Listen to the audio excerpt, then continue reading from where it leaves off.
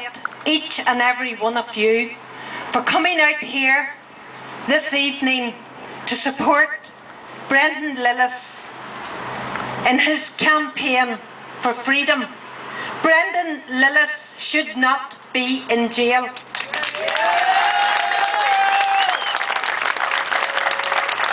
There are hundreds of other ex-prisoners who face the same consequences if they look sideways.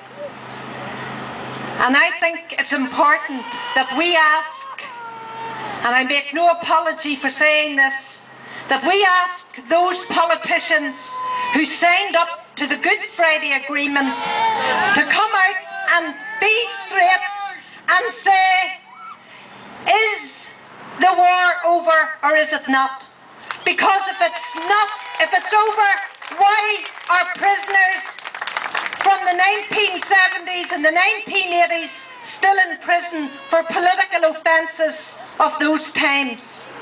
And I think it's an absolute disgrace that Brendan Lillis is in jail today and that Marion Price is sitting in solitary confinement in McGabbery prison, an all-male prison. I would like to say that Roisin, you are not on your own. Brendan Lillis is not on his own. And we have all come out here today despite the odds against us. I remember Bobby Sands' funeral, and I remember Joe McDonnell's funeral. I was at both of them. And I remember the site that you're standing on. I remember the RUC filming us as we walked up that road and in through those cemetery gates. And they filmed us from the very spot where you're standing. 30 years later, the same police force with a different name stood over in the cemetery and filmed us while we sat there and protested for Brendan Lillis. Same story, different day.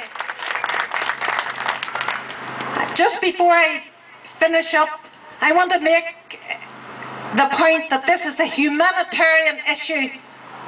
I have campaigned for prisoners all my life. I will continue to campaign for prisoners. I don't care if anyone calls me a dissident because I stand up for human rights. And if that's what it's called, then that's what I'll be any day. Before I finish off, I want to congratulate and I want to